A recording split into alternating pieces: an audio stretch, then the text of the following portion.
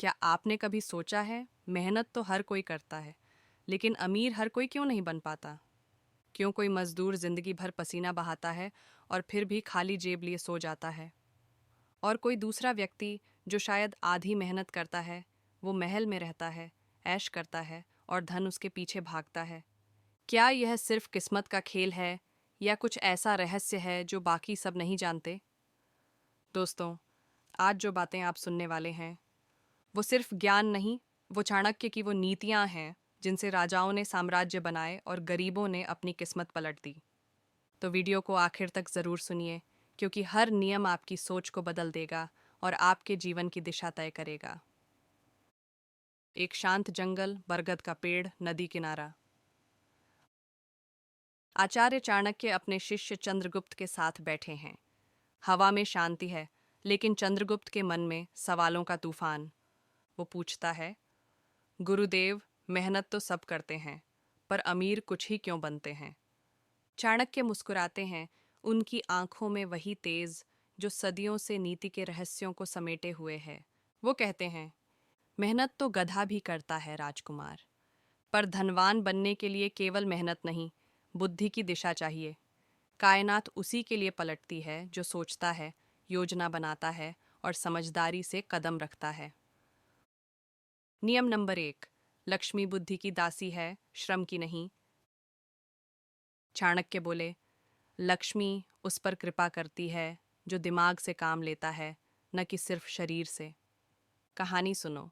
एक गांव में दो किसान रहते थे, हरिया और मूला।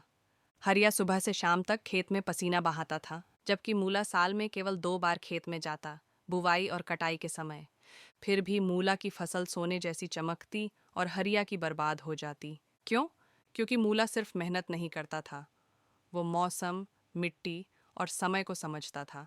उसकी मेहनत दिशा में थी। चाणक्य बोले, बिना नीति की मेहनत हवा में उड़ते कागज की तरह है, बहुत घूमेगी पर कहीं पहुंचेगी नहीं।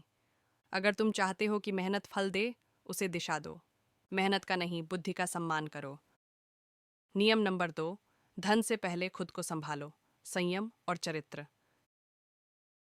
चाणक्य ने कहा, जिस इंसान ने खुद पर नियंत्रण नहीं पाया, वो धन को संभाल नहीं सकता। संयम 3 स्तर का होता है, शारीरिक, मानसिक और आर्थिक। शारीरिक संयम का मतलब है अनावश्यक आराम और विलास से दूरी। मानसिक संयम, क्रोध और लोभ पर नियंत्रण। आर्थिक संयम, खर्च करने से पहले खुद से पूछना, क्या ये वास्तव में ज़रूरी है? बिना संयम के धन वैसा ही है जैसे रेत पर बना महल। थोड़ी सी लहर आई और सब ढह गया। चाणक्य बोले, लक्ष्मी वहीं ठहरती है जहां आत्म संयम का दीपक जलता है। याद रखो, जो खुद को नहीं जीत सकता, वो दुनिया को कभी नहीं जीत सकता। नियम नंबर 3, खर्च की नीति कमाने से बड़ी होती है। धन कमाना कला है, पर उसे बचाना नीति है। चाणक्य बोले, राजकुमार, धन आग की तरह है। अगर नियंत्रण में हो तो प्रकाश देती है, अगर अनियंत्रित हो तो सब जलाती है। इसलिए खर्च की नीति बनाओ। हर स्वर्ण मुद्रा का लेखा रखो जैसे राज्य का कोषाध्यक्ष रखता है। धन को 4 हिस्सों में बांटो।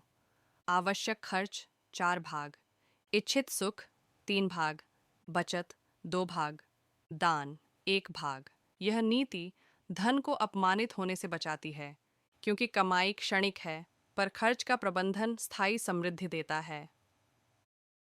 नियम नंबर 4, समय धन से भी मूल्यवान है। चाणक्य बोले, जो समय खोता है वह असंख्य स्वर्ण मुद्राएं खो देता है। हर किसी के पास दिन के 24 घंटे हैं, एक अमीर व्यापारी के पास भी और एक गरीब मजदूर के पास भी। फर्क सिर्फ इतना है कि एक अपने समय को निवेश करता है और दूसरा उसे व्यर्थ गंवा देता है।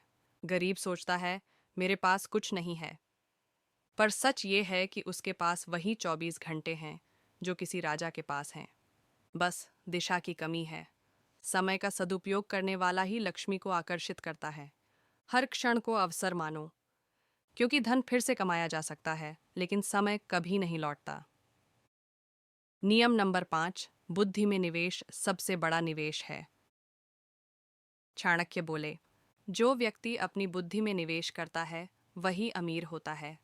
सोना, चांदी, जमीन सब लुप्त हो सकते हैं, पर ज्ञान और बुद्धि कभी नष्ट नहीं होती। कल्पना करो, एक व्यापारी सोना खरीदता है, दूसरा व्यापारी ज्ञान खरीदता है, नए तरीके सीखता है, मार्केट समझता है।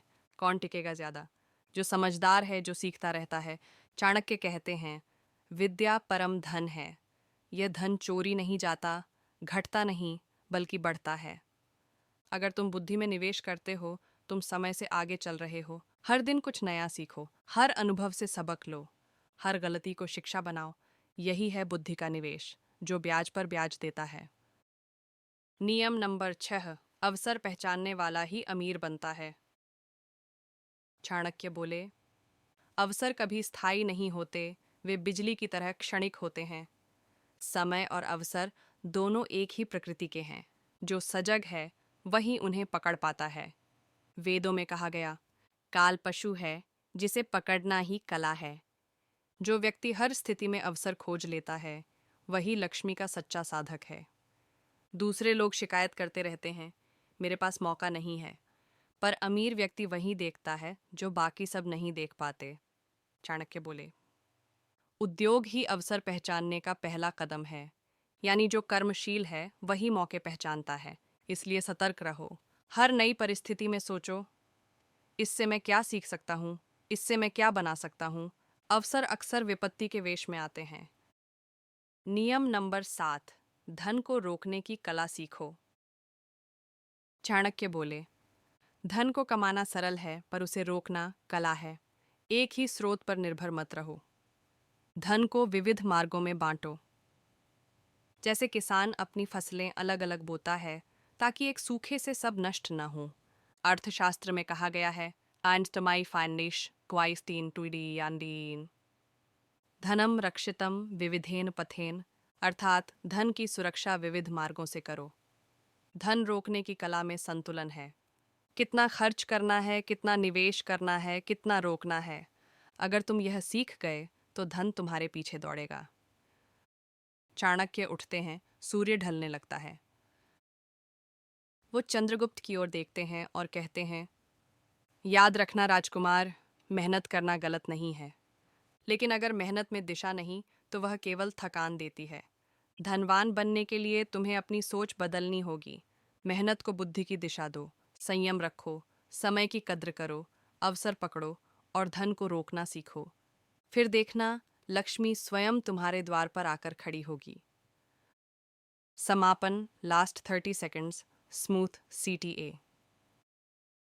अगर आपको ये कहानी पसंद आई तो वीडियो को लाइक करें, चैनल को सब्सक्राइब करें और कमेंट में लिखें चाणक्य नीति। अगर आप चाहते हैं कि हम हर नियम पर एक गहरा वास्तविक जीवन का एपिसोड बनाएं, आपका एक कमेंट, एक शेयर किसी और की जिंदगी बदल सकता है। क्योंकि याद रखिए, मेहनत गधा भी करता है, पर अमीर वही बनता है जो दिमाग से मेहनत करता है।